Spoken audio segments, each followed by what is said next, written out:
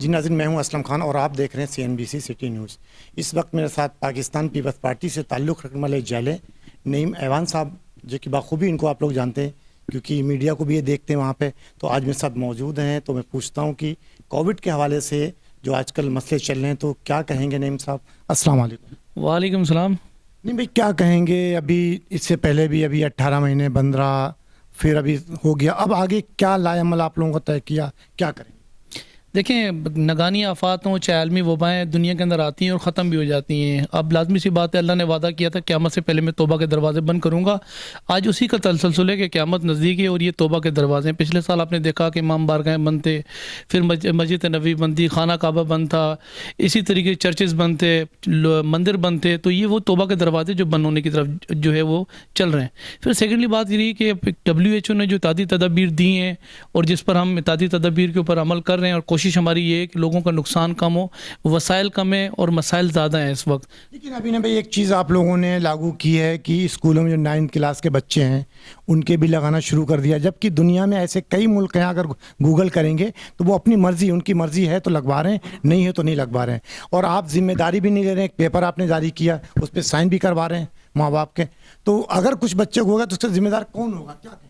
دیکھیں، وبا جو ہے وہ ایک وبا کسی ایریا کی وبا نہیں ہے، وبا کسی شہر کی نہیں ہے، کسی ملک کی نہیں ہے، ایک انٹرنیشنل وبا ہے جس کو WHO جو احتیاطی تدابیر دے رہا ہے اس پہ تمام ممالک اس پہ عمل کر رہے ہیں، اور پاکستان بھی اسی کرائٹیریا پر آتا ہے۔ اور وہ احتیاطی تدابیر جو انہوں نے دی ہے، جن کو ویکسین لگوانی ہے، جن کو ویکسین نہیں لگوانی، اس کرائٹیریا پر جو ہے وہ سندھ حکومت پاکستان پیپلز پارٹی کی کام کر رہی ہے۔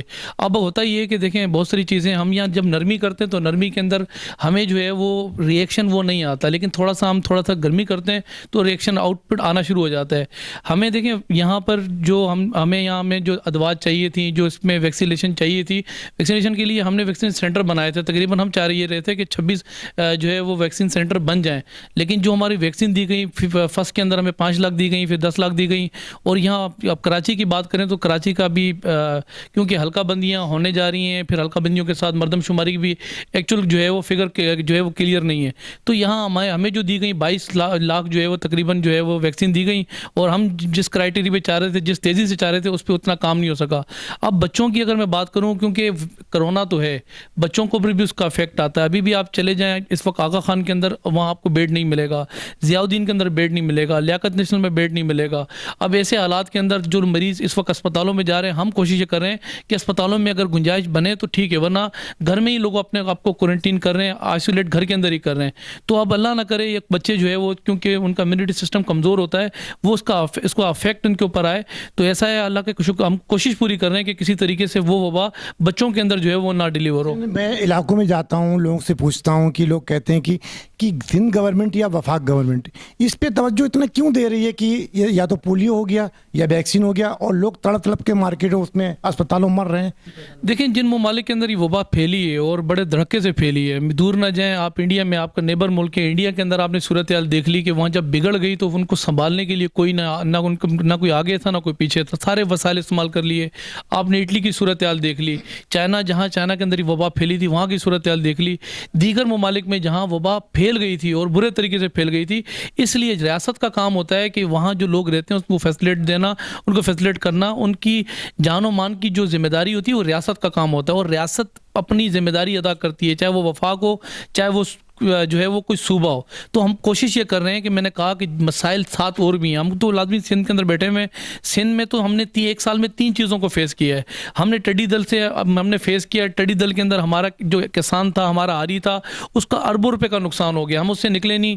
پچھلے سال بارشیں 90 سال کا ریکارڈ سندھ میں ٹوٹا، ہم اس سے نکلے نہیں، عالمی وبا آ گئی۔ اب عالمی وبا کے اندر بھی لازمی سی بات ہے، وسائل چاہیے ہوتے ہیں، لیکن جتنے وسائل ہمارے پاس ہیں، مسائل اس کے ساتھ ساتھ مسائل بھی کھڑے ہوئے ہیں۔ تو اٹینشن صرف جو ریاست ہے وہ اس لیے ڈال رہی ہے کہ خدا نہ خواستہ یہ وبا پھیل نہ جائے، اور اس کا نقصان پھر اس کا جو ازالہ ہے وہ حکومت وفد نے اٹھانا ہوتا ہے، اس کی ذمہ داری کے اندر آ جاتا ہے۔ آج یہ وجہ ہے کہ خدا نہ خواستہ اللہ نہ کرے کہ وہ ایک جس طریقے سے سوشل میڈیا پہ چل رہا تھا، کبھی کوئی بلب چلا کے دکھا رہا ہے تو کوئی مقناطیس چلا کے دکھا رہا ہے، تو لوگوں کو یہاں سیریس ہونے کی ضرورت ہے، احتیاطی تدابیر پہ عمل کرنا ہے۔ اور کیا کرنا ہے، ایک ماسک ہے جو کہ میں نے بھی اتار کے یہاں سائڈ پہ رکھا ہے، ایک ماسک پہننا ہے آپ نے۔ احتیاطی تدابیر میں کیا کرنا ہے، سینیٹائز کرنا ہے، آپ کے اپنے ہاتھوں کو سینیٹائز کریں، اور نہ تو کم سے کم ہاتھ دھو لیں، نماز پڑھنے کے لیے وضو بناتے ہیں، کچھ نہیں، ایک ماسک استعمال کرنا ہے.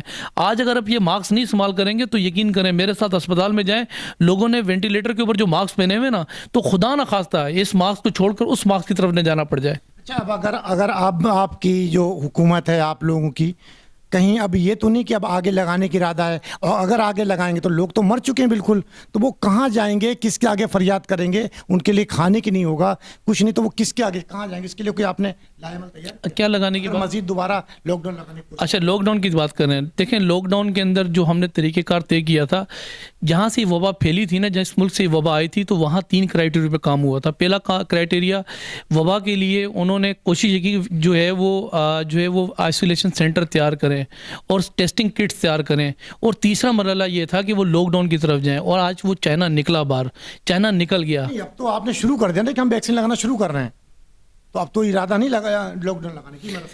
دیکھیں اب ہوتا یہ ہے کہ اب بہت سارے یہاں کراچی کے اندر 7 اضلاع ہیں. 7 اضلاع کے اندر بہت ساری جگہ ایسی ہیں جہاں کبھی ایسا ہوتا ہے کہ جیسے کورنگی ضلع کے اندر سے ہمیں وہاں زیادہ اٹینشن آ جائے کہ ہاں وہاں زیادہ کورونا کی تعداد بڑھ رہی ہے، مریضوں کی تعداد بڑھ رہی ہے، تو کوشش یہ کر رہے ہیں کہ اب پہلے ہی ہوتا تھا پورے کراچی کے اندر لاک ڈاؤن کی طرف لگ جاتا تھا. اب ہم نے کرائٹیریا طے کیا ہے، جس علاقے کے اندر، جس ایریا کے اندر، جس جو ہے وہ علاقے کے اندر یہ وبا ہوگی، ہم اس کو جو ہے اس طرف لاک ڈاؤن کی طرف چلے جائیں گے. لیکن ہم اگر لاک ڈاؤن لگا رہے ہیں تو خدا بہتر جانتا ہے کہ سندھ حکومت وزیر اعلیٰ صاحب نے ہاتھ جوڑے تھے، معیشت بن جائے گی لیکن انسان نہیں بنے گا. تو معیشتیں بن جاتی ہے لیکن انسان نہیں بنتا. لیکن لوگ تو کہتے تھے کہ ہم اس سے نہیں مریں گے، ہم بھوک سے مر جائیں گے، تو اس کا پھر کون ذمہ دار؟ دیکھیں اللہ پاک نے روٹی رزق کا وعدہ خدا تعالیٰ نے کیا، اور عزت ذلت میرے اللہ نے اپنے ہاتھ میں رکھی ہے. کراچی کے اندر کبھی ایسا نہیں ہوا، اور نہ اللہ نہ کرے کوئی ایسی کوئی ویڈیو آپ کے سامنے نکل کے آئی ہو. کراچی کے اندر یہاں بزنس ٹائکونز بیٹھے ہوئے، تاجر بیٹھے ہوئے، یہاں انڈسٹریل بیٹھے ہوئے. تو اللہ نہ کرے خدا نہ خواستہ پوری دنیا کے اندر کچھ بھی ہو جائے، جب پاکستان کے کسی صوبے کے اندر ہو جائے، یہ واحد کراچی شہر ہے، صوبہ سندھ کا کیپٹل، جو یہاں سے دیگر صوبوں کو وسائل دیتا ہے. تو اللہ نہ کرے وہ وقت آئے، اور نہ ایسا کوئی وقت اسی پہ آئے. اللہ نہ کرے آئے، بالکل صحیح، نو ڈاؤٹ، اس میں کوئی فرق نہیں. لیکن اگر لاک ڈاؤن لگایا تھا یا لگانے جا رہے تھے، یا کوئی بھی ایکسپائٹ آگے کوئی مسئلہ پیدا ہوتا ہے، تو حکومت کو یہ چاہیے تھا کہ ہمارے بجلی گیس جو عوام پریشان ہے، تو یہ آپ وفاق سے نہیں کہہ سکتے کہ آپ معاف کریں اس کو؟ اس کے اوپر نہیں کہہ سکتے؟ ایسا نہیں ہے. اس کے اوپر ایسا تھا کہ ہماری جو کمیٹی ہے، اس کمیٹی نے طے کیا تھا کہ ہم وفاقی حکومت تک جو ہے وہ اپنی رسائی کریں، وہاں ایکسیس کریں، اور لوگوں کے لیے جو کاروباری طبقے سے تعلق رکھنے والے منی تاجر ہیں ان کے لیے کچھ انسینٹیو دیں. اس کے اندر ہم نے ایک سمری سینڈ کی تھی اور بھجوائی تھی. گورنر صاحب کے ساتھ ہماری میٹنگ بھی ہوئی تھی. اس میں یہ طے کیا تھا کہ ہم نے جو چھوٹے تاجر ہیں، جو چھوٹے بزنس مین ہیں، ان کو 1 لاکھ روپے ہم جو ہے ان کو لون دیں، قرضہ دیں. ان کو ہم نے ڈیسائیڈ کیا تھا کہ کراچی کے اندر جو بجلی کے بل ہیں وہ 6 ماہ کے لیے معاف کر دیں. ہم نے ڈیسائیڈ کیا تھا جو اسکول انڈسٹری ہے، جو ٹیچر ہیں، جو وہاں کا اسٹاف ہے، ان کو سیلری جو ہے وفاق اور سندھ حکومت مل کے مشترکہ طور پہ ان کو سیلری دے دیں. ہم نے ڈیسائیڈ کیا تھا کہ اور دیگر اور جو مسائل یہاں ہیں، جن تاجروں کو لے لیں، انڈسٹریل کو لے لیں، یا کسی غریب آدمی کو لے لیں، ہم نے یہ طے کیا تھا. لیکن وہ فارمولہ ہمارا وفاق کے پاس گیا. بدقسمتی یہ رہی، ہم نے فارمولہ دیا گورنر صاحب کو، گورنر صاحب خود آئسولیشن سینٹر میں چلے گئے. انہوں نے کہا مجھے خود کورونا ہو گیا، اور 14 دن تک وہ سمری پڑی رہی، اور آج بھی وہ سمری پڑی ہوئی ہے. اچھا، ابھی اب بارش ہوئی تھی ابھی، تو نعیم عادل شیخ صاحب جو کہ پی ٹی آئی سے ان کا تعلق ہے، تو انہوں نے گوجر نالے کا دورہ کیا اور کہا کہ پیپلز پارٹی کچھ نہیں کر رہی، میں یہ سارے کام کروا رہا ہوں. تو اس میں کتنی حقیقت؟ اچھا، وہ علیم عادل شیخ جو ہے وہ ایک تو بات یہ ہے کہ اس کی کوئی سمت نہیں ہے. کبھی وہ کاف لیگ میں چلا جاتا ہے، کبھی وہ نون لیگ میں چلا جاتا ہے. آج کل خیر خواہ ہے وہ تحریک انصاف کا، تو اس کو انہی کاموں کی جو ہے وہ تنخواہ دی جاتی ہے، انہی کاموں کے لیے جو ہے اس کو رکھا ہوا ہے کہ لوگوں کو جا کے گمراہ کرے. گجر نالہ، جس گجر نالے پہ کھڑا ہوا ہے، گجر نالہ اس کو لگتا ہے یہ ایریا گجر نالے کے اندر ہے. گجر نالہ یہاں ایک ڈسٹرکٹ 3 نالے کی بات کی، کورنگی نالہ، محمود آباد نالے کی، اور لیکن وہ کھڑے وہاں ہوئے تھے. اصل میں دیکھیں کراچی کے اندر جو 2 بڑے نالے ہیں نا، وہ اس وقت 13 بڑے نالے ہیں، اور چھوٹے 200 چھوٹے نالے ہیں. اور 200 اگر چھوٹے نالے ہیں، 13 بڑے نالے ہیں، تو اس کی جو ذمہ داری ہے، اس کی صفائی کی، اس کی ستھرائی کی، اس کی جو ذمہ داری تھی، وہ ذمہ داری تھی میئر کراچی کی. یہ میئر کراچی کی جو ہے اس کے اندر آتا تھا، اور میئر کراچی نے وہ کام نہیں کیا. اب بات یہ کہ کام کرنے کی اگر بات میئر کراچی کو تو بھول جائیں، وہ تو چلے گئے. جو ان کے رونے تھے وہ تو روتے ہوئے گئے.